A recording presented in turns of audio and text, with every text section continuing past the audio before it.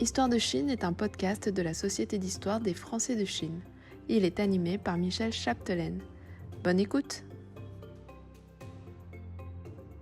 Bonjour à tous. Merci de nous rejoindre pour ce nouvel épisode de la Société d'histoire. Aujourd'hui, nous allons évoquer l'un des épisodes les plus marquants et controversés de l'histoire entre la Chine et l'Occident. Imaginez un lieu où l'art chinois et les influences européennes s'entremêlent, un joyau impérial rempli de trésors inestimables, de bijoux précieux, de soieries délicates, de manuscrits uniques et de somptueux jardins. Ce lieu, c'est le palais d'été de Pékin, le jardin de la clarté parfaite, la résidence favorite des empereurs Qing. Les 7 et 8 octobre 1860, les soldats anglais et français pillent et saccagent ce joyau avant qu'il ne soit brûlé par les Anglais. L'irréparable a été commis. Mais que savons-nous vraiment de cet événement ? Pour nous éclairer sur cet épisode tragique et ses répercussions, je reçois Bernard Brizet, historien et auteur du livre « Le sac du palais d'été, Seconde guerre de l'opium ». Bonjour Bernard Brizet, merci d'avoir accepté l'invitation de la Société d'histoire. Bonjour Michel. Je vais commencer par deux citations qui sont en tête de mon livre. Nous, entre guillemets, nous allons coûteusement en Chine pour punir les violences faites à quelques missionnaires, mais plus réellement pour protéger l'opium et les colons, c'est-à-dire les marchands anglais. C'est un historien, un mémorialiste qui s'appelle le comte Horace de Vieille-Cassienne.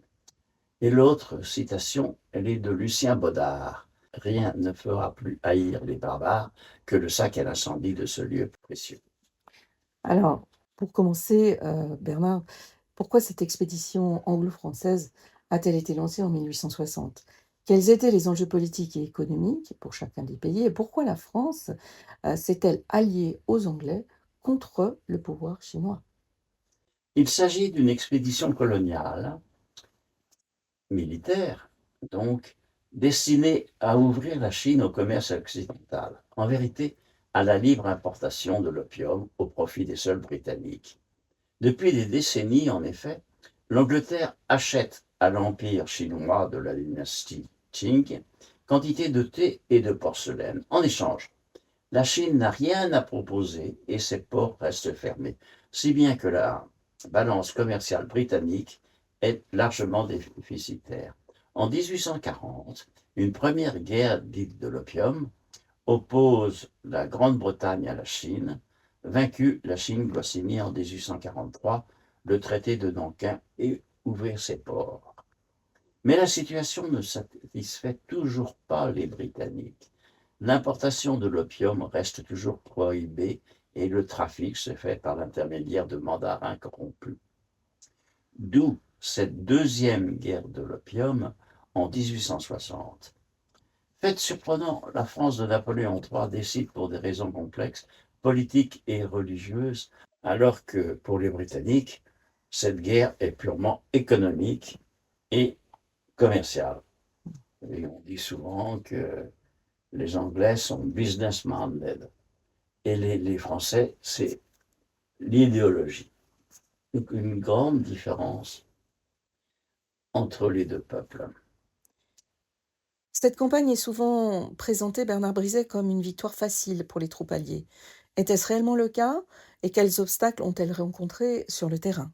Alors, qu'on ne s'y trompe pas, les Anglais ont le leadership des opérations. Ils alignent 12 000 hommes venus des Indes pour beaucoup, et les Français 8 000. Le commandement militaire, le général Grant, et diplomatique, Lord Elgin, est britannique. Les Anglais disposent en outre d'une cavalerie. Lord Elgin est le véritable chef de l'opposition. Le général de Montauban commande une petite armée française, tandis que le baron Gros représente la France en tant qu'ambassadeur extraordinaire. On peut dire que les Français sont un peu les supplétifs des Anglais. Les troupes chinoises, quoique nombreuses, ne sont pas à la hauteur. L'infanterie dispose d'un armement hétéroclite et peu meurtrier. L'artillerie est quasiment inexistante. Seule la cavalerie manchoue, 30 000 hommes, possède une certaine valeur militaire. En France, c'est vrai, on a parfois présenté cette expédition militaire comme étant une simple promenade de santé. Mais ce n'était pas gagné au départ. Ça aurait pu mal se terminer. Les forts chinois, qui défendent la côte de la mer de Bohai, au nord-est de la Chine, où s'est déroulé le débarquement des troupes alliées, sont pris. Commence l'expédition terrestre, avec pour objectif Pékin. Une bataille décisive s'engage au pont de Balichao, à une dizaine de kilomètres à l'est de Pékin. Elle est remportée par le général de Montauban face à la cavalerie chinoise. Les Alliés apprennent que les troupes chinoises se sont retirées près du palais d'été, le Yuanmingyuan, au nord-ouest de Pékin. Direction donc le palais d'été déjà abandonné par l'empereur. Bernard, est-ce que vous pouvez nous retracer le déroulement du pillage du palais d'été? Alors pourquoi cet acte d'abord a-t-il eu lieu? Qui y a participé? Et en quoi reste-t-il un événement aussi symbolique et marquant dans l'histoire chinoise? Rendez-vous donc est pris au palais d'été. Les Alliés empruntent 2 routes différentes.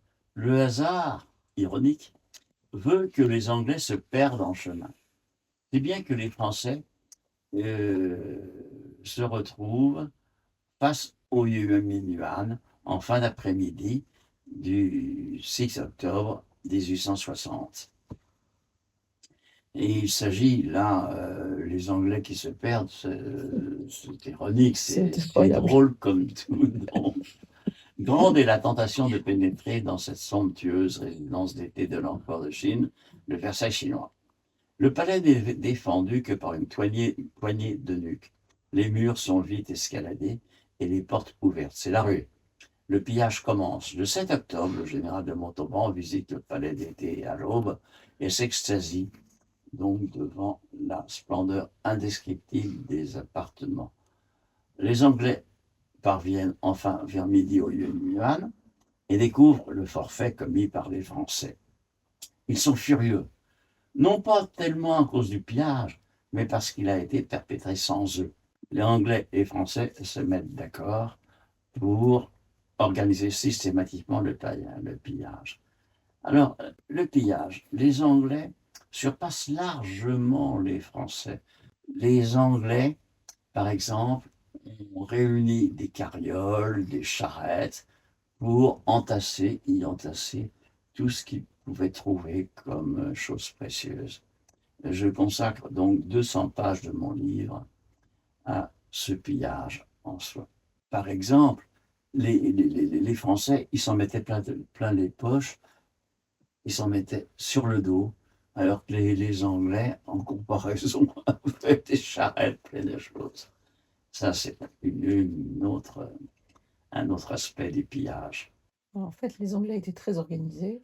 Voilà. Et vous avez même écrit dans votre livre que ce qui avait même été reproché aux Français, c'est que quand ils ne pouvaient pas prendre, ils cassaient. Les Français, quand ils ne pouvaient pas, ils cassaient les vases. Non, et ça a beaucoup choqué Lord Elgin, donc de voir les Français se comporter comme des brigands. Bernard Briset, quelles ont été vos sources pour reconstituer le déroulement du sac du Palais d'été, alors tant du côté français, anglais que chinois? On voit que dans votre livre, c'est extrêmement riche, c'est extrêmement bien renseigné, et vous avez dû passer un temps considérable pour regrouper toutes ces archives. Et où les avez-vous trouvées?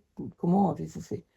Donc, mes sources sont divers chroniqueurs, à savoir des auteurs militaires, des auteurs des militaires, des diplomates, des mémorialistes, des historiens du Second Empire et de la Chine. Pour écrire ce livre, le premier sur le sujet, j'ai bénéficié d'une chance extraordinaire pour un historien, à savoir une documentation encore vierge et inexploitée, tant en français qu'en anglais. Une bonne trentaine d'ouvrages publiés en français par divers auteurs, militaires, diplomates, mémorialistes, historiens du Second Empire et de la Chine, et plus d'une vingtaine de chroniqueurs anglais. Alors, les sources chinoises sont quasiment nulles. Je m'en serais servi si elles avaient existé, mais je ne parle pas chinois. Et de toute façon, je n'en avais pas besoin car il y a une sorte de blackout côté chinois sur ce drame qui leur est arrivé. Victor Hugo a écrit une lettre célèbre qui exprime son indignation, hein, où il dénonce le sac du Palais d'été. Comment cet événement a-t-il été perçu à l'époque? Tout d'abord en France, et puis en Angleterre, et au final en Chine. En 1861, alors réfugié dans l'île de Guernsey, Victor Hugo a écrit une lettre devenue célèbre, stigmatisant ce qu'on appelle désormais le sac du palais d'été, c'est-à-dire le saccage et le pillage du Yuan Yuan. Cette lettre se termine ainsi. Nous, Européens, nous sommes les civilisés, et pour nous, les Chinois sont les barbares. Voilà ce que la civilisation a fait à la barbarie. Devant l'histoire, l'un des deux bandits s'appellera la France, l'autre s'appellera l'Angleterre. La réaction dans les deux pays a été très différente.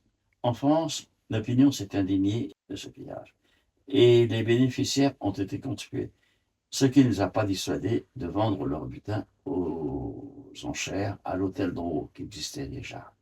Les Anglais, au contraire, ont estimé qu'il s'agissait de prise de guerre. Alors, Voilà. quel fut l'accueil du général de Montauban, dont on pourrait penser quand même que lorsqu'il est arrivé en France, il aurait pu être félicité quand même pour cette victoire. La presse hostile au Second Empire s'est déchaînée contre les membres de l'expédition, et notamment ces généraux, ces militaires qui ont commis un vol. Alors qu'en Angleterre, ils avaient une longue pratique des pillages acquise en Afrique pour leur colonie africaine. Ils savaient comment s'y prendre pour piller.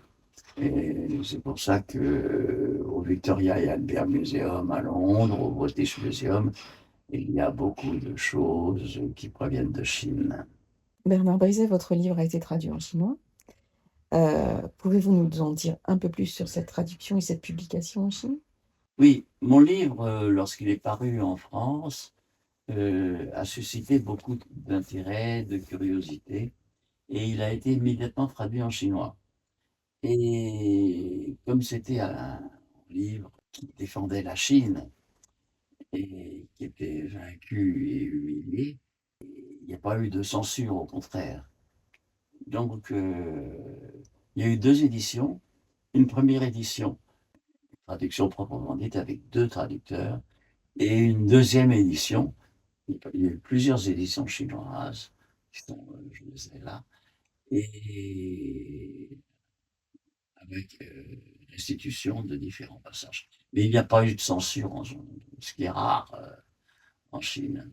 J'ai eu beaucoup de chance parce que dès que mon livre est paru, son existence s'est répandue comme une traînée de poudre et nombreux ont été les sollicitations pour la traduction et la publication en Chine de ce livre. Car pour les Chinois, cela a réveillé donc un traumatisme considérable. Et le livre a été immédiatement traduit en chinois. Et je peux dire sans modestie, il a connu un remarquable succès. Et je dois dire, merci la propagande, car ce livre a été porté par la propagande. J'ai été invité une vingtaine de reprises en Chine pour faire des conférences, notamment dans les alliances françaises, il y en a 16, et les universités. Et pendant plusieurs années, donc, j'ai été invité en Chine pour parler de ce drame qui est resté sensible pour les Chinois. Lors d'une de ces conférences, j'ai rencontré une traductrice qui m'a dit que dès l'âge de 8 ans, c'est-à-dire elle était en 8e quasiment, on lui a appris l'existence donc du sac du palais d'été. Donc à l'école, les petits Chinois apprenaient déjà ce drame et le récit de la prise, le pillage et l'incendie du Yuan. Merci beaucoup Bernard Brizet d'avoir accepté notre invitation. Je rappelle que vous êtes l'auteur du livre Le sac du palais d'été, seconde guerre de l'opium, paru aux éditions du Rocher. À bientôt pour notre prochain épisode. Merci Bernard. Merci à vous. Vous venez d'écouter un nouvel épisode du podcast Histoire de Chine. Si vous voulez découvrir de nouveaux entretiens, n'hésitez pas à aller sur le site www.histoiredechine.fr. Vous pouvez vous abonner sur votre plateforme d'écoute pour pouvoir recevoir les notifications, ainsi que liker les épisodes qui vous plaisent. C'est ce qui fera grandir notre podcast. Merci infiniment pour votre soutien.